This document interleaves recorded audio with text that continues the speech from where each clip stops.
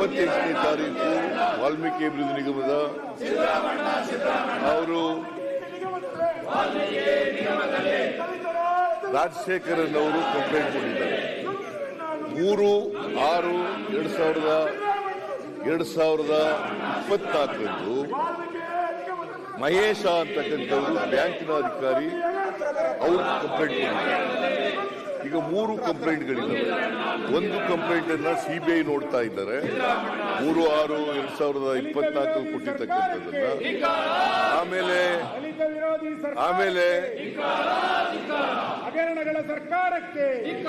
ನಮ್ಮ ಚಂದ್ರಶೇಖರ್ ಅವರ ಧರ್ಮಪತ್ನಿ ಅವ್ರು ಕೊಟ್ಟಿರ್ತಕ್ಕಂಥ ಕಂಪ್ಲೇಂಟ್ ಅನ್ನ, ಮತ್ತೆ ವಾಲ್ಮೀಕಿ ಅಭಿವೃದ್ಧಿ ನಿಗಮದವ್ರು ಕೊಟ್ಟಿರ್ತಕ್ಕಂಥ ಕಂಪ್ಲೇಂಟ್ ಇವರು FIR ಆಗಿದ್ದಾರೆ. ಆ FIR ಮೇಲೆ SIT ರಚನೆ ಮಾಡಿದ್ದೀವಿ ನಾವು 31/5/2024 SIT ಅವರು ತನಿಖೆ ಮಾಡ್ತಾ ಇದ್ದಾರೆ. ಸೊ ನಾವು ಇದನ್ನೆಲ್ಲ ಕೇಳಬೇಕಲ್ಲ, ಇವರು ಕೇಳಲಿಕ್ಕೆ ಇವರಿಗೆ ಜೈದಾನ ಇಲ್ಲ. ಯಾಕಂತಂದ್ರೆ ಇವ್ರ ಕಾಲದಲ್ಲಿ ಆಗಿರ್ತಕ್ಕಂಥ ಹಗರಣಗಳನ್ನೆಲ್ಲ ಬಿಚ್ಚಿಡ್ತಾರೆ ಅಂತಕ್ಕಂಥ ಭಯ ಇವರಿಗೆ. ಯಾಕಂತಂದ್ರೆ ಇವರ ಹಗರಣಗಳಲ್ಲಿ ಇವರು ಏನು ಲೂಟಿ ಹೊಡೆದು ಬಿಟ್ಟಿದ್ದಾರೆ. ಆಗಿದ್ದಂತ ಯಡಿಯೂರಪ್ಪ ಅವರಾಗ್ಲಿ, ಬಸವರಾಜ ಬೊಮ್ಮಾಯಿ ಅವರಾಗ್ಲಿ ಯಾರು ರಾಜೀನಾಮೆ ಕೊಡಲಿಲ್ಲ. ಯಾವ ಮಂತ್ರಿ ಮೇಲೂ ಕೂಡ ಕ್ರಮ ತಗೊಳ್ಳಿಲ್ಲ. ದುಡ್ಡು ಹಾಗೇನೆ ಲೂಟಿ ಹೊಡೆದು ಬಿಟ್ರು. ಇವರು ಭ್ರಷ್ಟಾಚಾರದ ಪಿತಾಮಹರು. ಇವರು ಬಿಜೆಪಿ ಭ್ರಷ್ಟಾಚಾರದ ಪಿತಾಮಹರು. ಇವರು ನಮಗೆ ಪಾಠ ಹೇಳ್ಕೊಡ್ಲಿಕ್ಕೆ ಬಂದಿದ್ದಾರೆ. ಯಾಕೆಂತಂದ್ರೆ ಇವ್ರ ಕಾಲದ ಎಲ್ಲ ಭ್ರಷ್ಟಾಚಾರ ಗೊತ್ತಾಗ್ಬಿಡ್ತದೆ. ನಾನು ಅವೆಲ್ಲನೂ ಕೂಡ ಬಿಚ್ಚಿಡ್ತೇನೆ, ಅವೆಲ್ಲನೂ ಕೂಡ ಇಲ್ಲಿ ಹೇಳ್ಬಿಡ್ತೇನೆ. ಅದಕ್ಕೋಸ್ಕರ ಉತ್ತರ ಕೇಳಬಾರ್ದು, ಮುಖ್ಯಮಂತ್ರಿಗಳ ಉತ್ತರ ಕೇಳಬಾರ್ದು. ನಾನು ಮಾನ್ಯ ಅಧ್ಯಕ್ಷರೇ, ಇದು ಮೊದಲನೇ ಸಾರಿ ಹಣಕಾಸಿನ ಮಂತ್ರಿ ಆಗಿಲ್ಲ, ಈ ರಾಜ್ಯದ ಹಣಕಾಸಿನ ಮಂತ್ರಿ ಆಗಿಲ್ಲ. 15 ಬಜೆಟ್ಗಳನ್ನು ಮಂಡಿಸಿದ್ದೀನಿ. 14 ವರ್ಷಗಳ ಕಾಲ ಹಣಕಾಸಿನ ಮಂತ್ರಿಯಾಗಿ ಈ ರಾಜ್ಯದ ಹಣಕಾಸನ್ನು ನಿಭಾಯಿಸಿದ್ದೀನಿ. ಯಾವಾಗಲೂ ಕೂಡ ಇಷ್ಟೊಂದು ಕೆಟ್ಟ ರೀತಿಯಲ್ಲಿ ವಿರೋಧ ಪಕ್ಷದವರು ನಡ್ಕೊಂಡಿರಲಿಲ್ಲ, ಸುಳ್ಳು ಆರೋಪಗಳನ್ನ ಮಾಡಿರಲಿಲ್ಲ. ಇವತ್ತು ಪ್ರಚಾರಕ್ಕೋಸ್ಕರ, ರಾಜಕೀಯಕ್ಕೋಸ್ಕರ ಇವರ ಕೇಂದ್ರದಿಂದ ಇವ್ರಿಗೆ ಏನು ಇನ್ಸ್ಟ್ರಕ್ಷನ್ ಇದೆ, RSS ಇಂದ ಏನು ಇನ್ಸ್ಟ್ರಕ್ಷನ್ ಇದೆ, ಕೇಂದ್ರ ಸರ್ಕಾರದಿಂದ ಏನು ಇನ್ಸ್ಟ್ರಕ್ಷನ್ ಇದೆ, ಇವರ ಪಕ್ಷದಿಂದ ಏನು ಇನ್ಸ್ಟ್ರಕ್ಷನ್ ಇದೆ, ಅದಕ್ಕೋಸ್ಕರವಾಗಿ ಪ್ರಚಾರಕ್ಕೋಸ್ಕರ ಮಾಡ್ತಾ ಇದ್ದಾರೆ.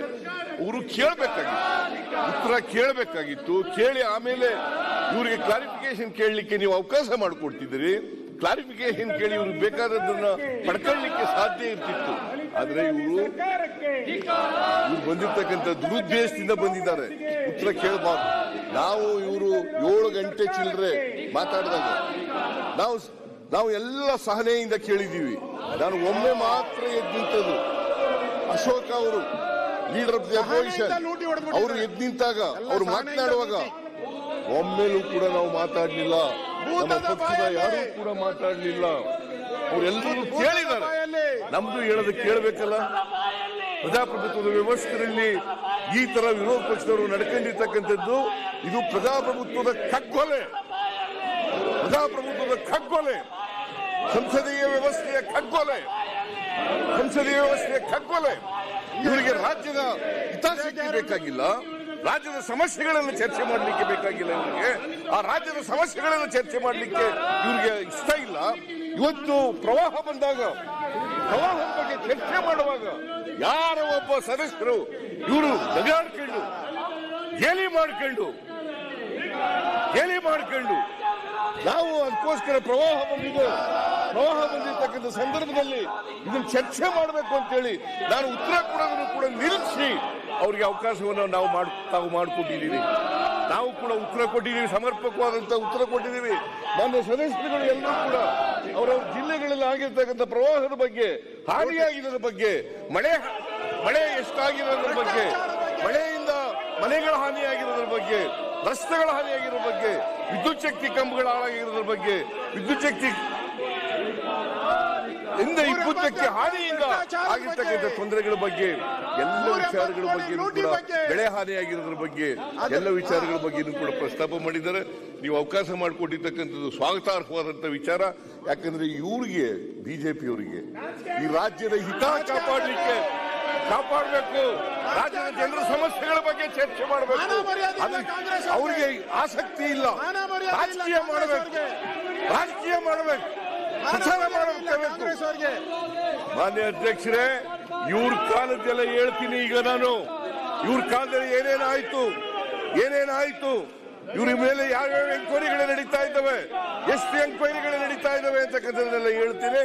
ಅದರಿಂದ ನಾನು ಓರಲ್ ಉತ್ತರವನ್ನ ಕೊಡೋದಿಲ್ಲ.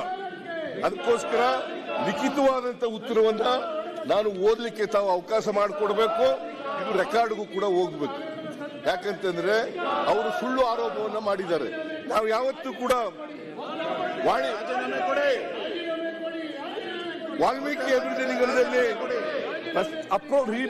ಡಿಸ್ಅಪ್ರೂವೇಷನ್ ಆಗಿಲ್ಲ ಅಂತ ಹೇಳಿಲ್ಲ.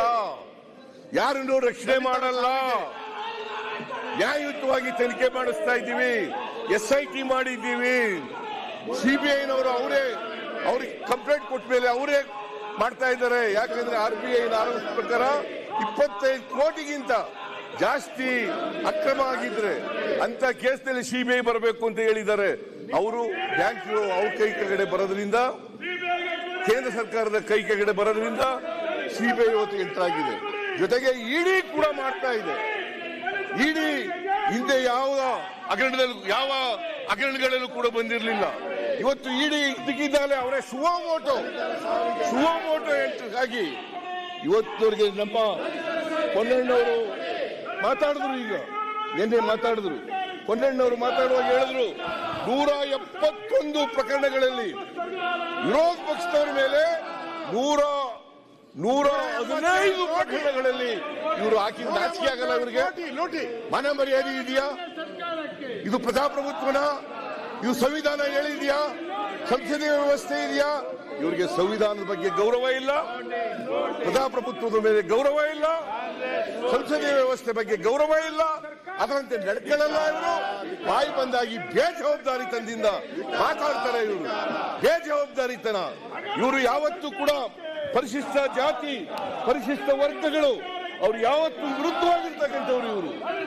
ಅವ್ರಿಗೆ ವಿರುದ್ಧವಾಗಿರ್ತಕ್ಕಂಥವ್ರು. ಸಂವಿಧಾನ ಬಂದಾಗಲೇ ಸಂವಿಧಾನವನ್ನು ವಿರೋಧ ಮಾಡಿದಂಥವ್ರು, RSSನವರು. ಇವರು ನಮಗೆ ಪಾಠ ಹೇಳ್ಕೊಡ್ತಾರೆ ಸಹಯೋಗಕ್ಕೆ. ಇವತ್ತು ಪರಿಶಿಷ್ಟ ಜಾತಿ, ಪರಿಶಿಷ್ಟ ವರ್ಗದವರಿಗೆ ಅವ್ರ ಹಿತ ಕಾಪಾಡಲಿಕ್ಕೆ ನಾವು ಮಾಡಿರ್ತಕ್ಕಂಥ ರಾಜೀನಾಮೆ ಕೊಡಿ. ಈ ದೇಶದಲ್ಲಿ ಅಥವಾ ಕರ್ನಾಟಕದ ಮುಖ್ಯಮಂತ್ರಿ ಯಾರು ಮಾಡಿರಲಿಲ್ಲ, ನಾವು ಮಾಡಿದ್ದೀವಿ.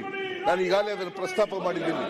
ಈ ವರ್ಷ 39,121 ಕೋಟಿ ರೂಪಾಯಿಗಳನ್ನ ಪರಿಶಿಷ್ಟ ಜಾತಿ, ಪರಿಶಿಷ್ಟ ವರ್ಗಗಳ